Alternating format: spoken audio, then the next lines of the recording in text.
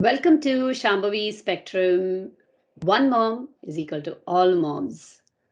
Happivani, Vanitha Santosh is here with me today.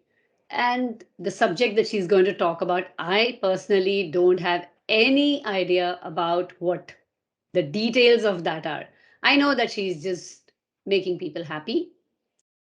Having been an entrepreneur for more than 18 years in another industry, let's listen to what Vanitha has to say to us today. Thank you, Vanitha, for joining here. The floor is yours. Go ahead. Tell me about yourself and about your venture, and let the talks begin. Thank you so much, Shambhavi. Thank you. So, as you said, yes, 18 years as entrepreneur, and obviously, flooring was completely different from what I do right now. It so happened that I was a flight person before, so happy, chirpy, and always happy, and things like that. And then suddenly started off entrepreneurship. Now, for us as women, we always multitask. And for us to do anything is easy. We just go ahead. Oh, this one, ah, yeah, no problem. Okay, that one, yeah, no problem. And people ask me, why not men? And why are you always talking about women? And I personally feel women can multitask very easily. Unfortunately, what happens is we don't think about the mental health, what we do. Think of a situation, just a normal good morning, or Ma, can I just have another snack? Sometimes we just flare up. And we ourselves don't know why the hell are we flaring up. It's just a normal thing. Or if you're at work and your colleague has just asked you something which is absolutely normal, you would have gone out of your way to help. But then you're like, no, man, why am I doing this? I think everyone are taking me for granted. Or I'm victim. Apart from our PMSing and everything, what happens is I always say, have you checked whether your cup is full? When last did you do a mental detox? It's very hard for us as women to actually say, you know what, I'm doing everything beautiful. If you're a house manager, okay, just for, you have so much to do. Let's just face the fact. It's like onions, layers and layers. A normal person will not understand how much we actually do. If you're working, again, you have work and home. Every time we're on a guilt, if I was not doing this, I would be more effective. If I was doing this, I would be more effective. So it's more of victim game or a guilt game, and I always say we have to do something. So for me, what happened was I went through a big breakthrough moments. My children were quite small and demanding, obviously, and didn't have proper house help. My parents left, and I was like, women do housekeeping like that. But unfortunately, that was not my USP. So for me, what happened was to manage that and work and networking and every recital in the school. And one fine day, it was like, you know what, I can't handle this anymore. So with my friends, obviously girlfriends are our wind beneath our wings. So with them, I actually started my spiritual journey 9 years ago, where today I'm a Reiki master, Tamara practitioner, chakra cleanser, Kalaka therapist. You name it, you just go like a course junkie, anywhere, any seminars, anything. Somewhere I need that peace of mind. I need to do that. So yes, Reiki helped me a lot, and I used to heal and I used to practice. Whatever I learned, that's one thing with me is my dad always said, don't just go learning, even if it is one learning, first put it in practice and then go ahead with the next one. So I said, okay, fine, let's just do it. And also help was my mom is always like, when I speak to her, it's never a gossip or anything. It's more of intellectual talks. Khalil Gibran, she'll discuss about anything. Typical Tambram mother doesn't speak much of English, but her learned, that quest, that learning. And that was inspiration for me. My dad, after he's retired, he learned Sanskrit. So I said, you know what, let me just learn. So when all this helped me, and I came back as Happy Money, like I used to be called as Happy Feet, by my husband. I would always be happy. And then I realized that money was lost in pleasing everyone and trying to do everything. I forgot who I was. Now I wanted to help other women who are also trying to multitask and do everything. And I want to live an and life. Why should we choose? Okay, maybe this or that. I run a couple of businesses. I even now look for opportunities, invest in business, mentor. I do it. But how I do it, I learned it. Now I want to teach others. Teaching is a very well now in teachers they do B.Ed, M.Ed, they do specializations. But how do we become? So for a coach, I need to qualify myself.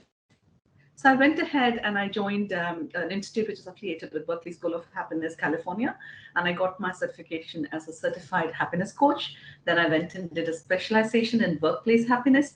Then I also did a mindfulness coach certification. So by doing all this, what happened was I knew what I wanted to teach and how I want to teach to others. Now my only thing was who would know who I am, because all of us want to do something, and started doing took a digital guru, and he formatted everything, and I got a course, everything sorted out, learned about Insta, Canva, YouTube, blogs.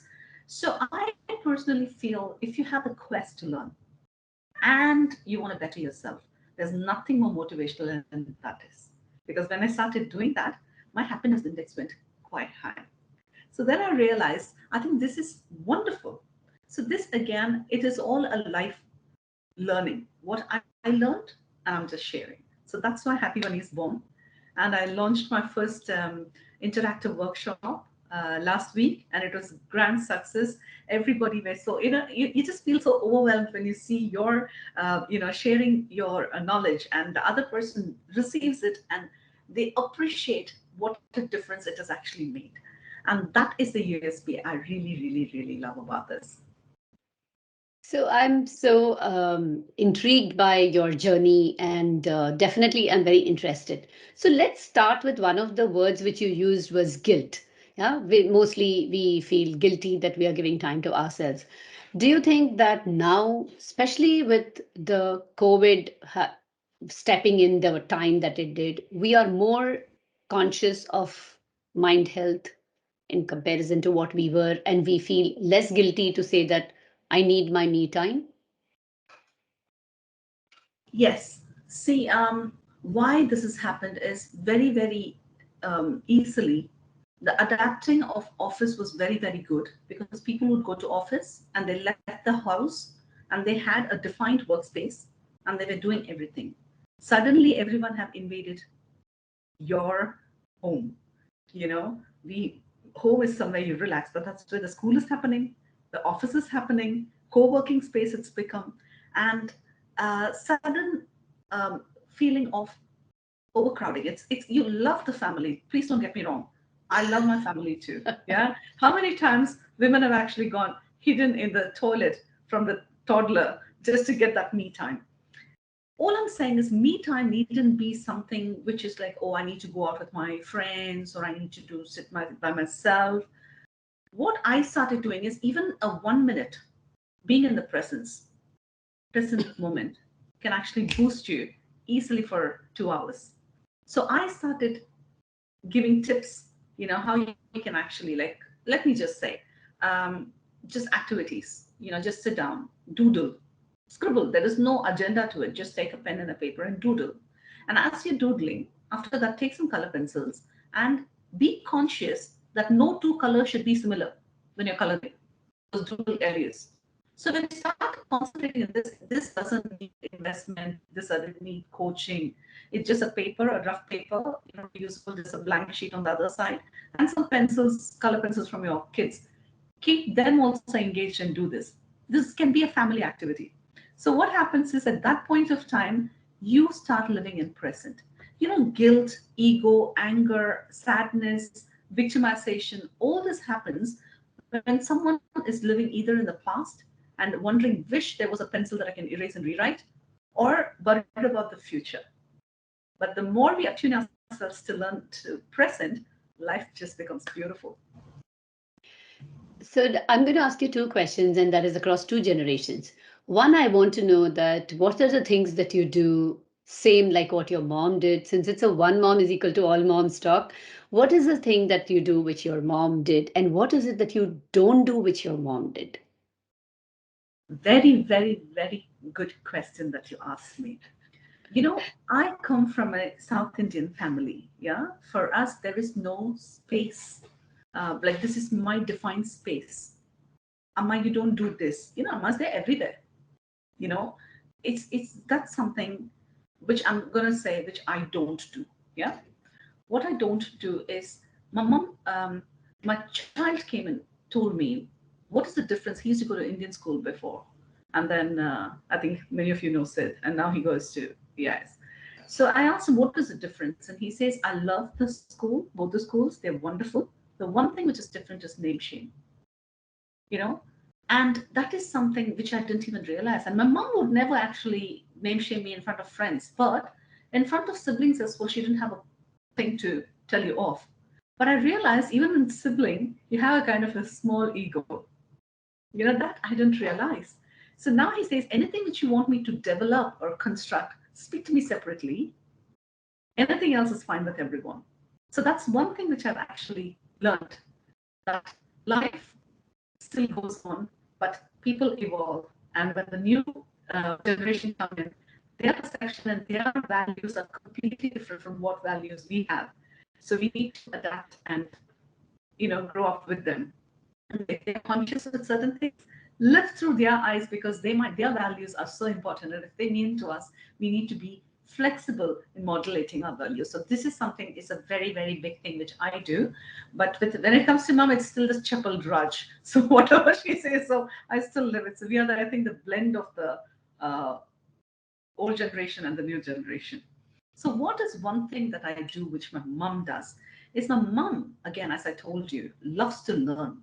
Yeah, so for her, it's about reading, learning. So if you don't like something, she would just sit there and give you various ideas. Like I still remember that I was not very good in Tamil. Yeah, so there used to be a poem which is like "Tayin Mani Kudi Pari." It went on for lines and lines, and I was like, so she would just sit with us and say, you know what, that is your lesson. I'm not going to teach you, but I can give you a tip. You love to sing. Why don't you put a tune to it? And I aced it. Even today, you wake me up and I can still sing that song, because it's there in my head. So this is something I do with my children. Because of my work schedule, I've never been able to sit with them to do their projects. But when they're stuck, they always know that I'm there. I'm doing my work, I'm sitting with them. That, do you have a different perception? So they started realizing, yes, there can be a different perception. So I started being that available, that when I want to tell my children, I learn even today. Learning is beautiful. So they have, this is something which value I learned from my mom, and I wanted to give it to my children, and I hope they do the same. And then, value our tradition and values everything, whatever it is, but be proud about whatever we are. So that's about the mom. And from your children, you did say some things which you've learned from them. How do they adjust now that, with due respect, you've got your home tasks, you've got your work, your other profession, and your with your other industry business, and now this, and this actually involves more time and interaction with other people. So you are definitely using more of your energies. How do they adjust to this, and what do they feel about it? I mean, all children like to motivate their parents. So that apart, tell me, is there some special kind of support that they provide to you? Or how did they receive this information that now you're going to be, there are more people going to be sharing you? How did they feel about that? Good you asked me this, Shambhavi. When I went through the breakthrough moment, my first inhibition was my kids were too small. If I have to do Reiki, it was like over a weekend. The whole of Friday, I have to go and come back, and Saturday morning I go, I come back in the night. My children, without me, 2 days, will they be there?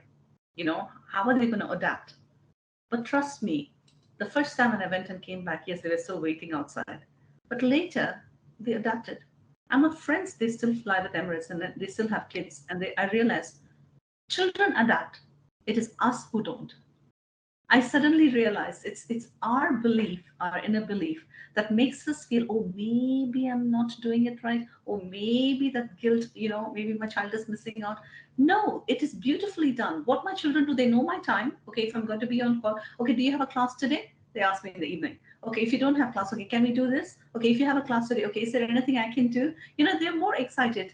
And when they see the happy me, what happens is when you do something for yourself, more than guilt, if you learn, even if you're angry, I keep telling people in my workshop, when you do, you realize it, where there is one which we go into introspection, and after the exercise, you understand when I say happiness is not just a smile. Happiness is the freedom to express any emotion without judgment from self or others. So the main critic is us. When we are angry, when we are busy, we are like, oh God, maybe I didn't do this much for my child. Okay, maybe I should have done this. Or maybe I could have called my mom. Maybe I should do this for my parents. Or maybe I should do this for myself. Oh, no, whatever it is, accept it.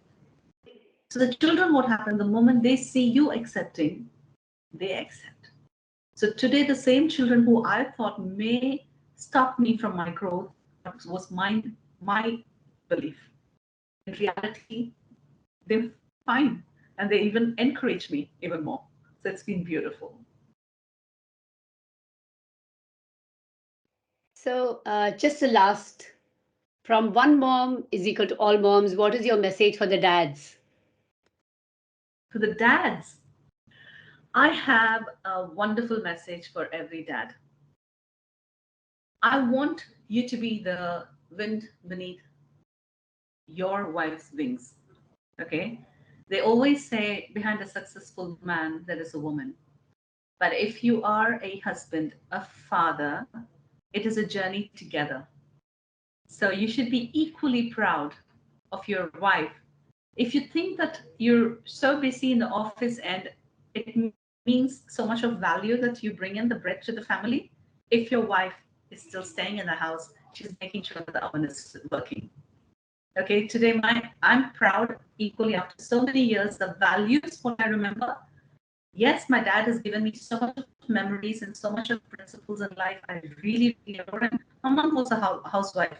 The values, what she's given me, is taking me every step. So cherish that and see your wife from the eyes of your children and see how beautiful she is. And every step of her say, hey, I'm there with you. And that gives us a little bit of a kick. That's great. And there is some maybe little technical glitch because sometimes your voice just goes off. I hope that the recording is great. And otherwise, definitely I'll put in a caption to this. Thank you so much for finding the time today to join me in this One Mom is Equal to All Moms. I hope this is more inspiration and motivation for all mothers, young, old, any age. And I'm also going to share with them the details of how they can connect with you and your description in the description box. Thank you so much, Vanitha. What's your mantra for today? Just tell me that. See, mantra for today, I keep telling, I actually had 3 tips which I want to tell everyone, but now that we don't have time, the finding the I in me, why I started is gurus and everyone, they used to always say, I is arrogance. You can't be I is ego. But I always say, no, I is whatever I want the I to be. I want the I to be love, I to be compatible, empathetic, anything what you wanted, compassionate. So for me, today's mantra is the I. Even me is 2 words, M-E. I want you to find the I in you. Take the time. It's beautiful. The inward journey. The moment you start going inward, everything around you will alter. The universe will make sure that your path is clear. Okay, that's all I want to tell every dynamic woman out there. So the I today, the insight that you have given, thank you so much for that, Vanitha. Have a lovely day Thank and you. a beautiful future in this path that you have chosen. And we will revert again. We'll meet again in another session. Stay back. Don't go away. I'll just quit from here for the time being. Thank you. Thank you.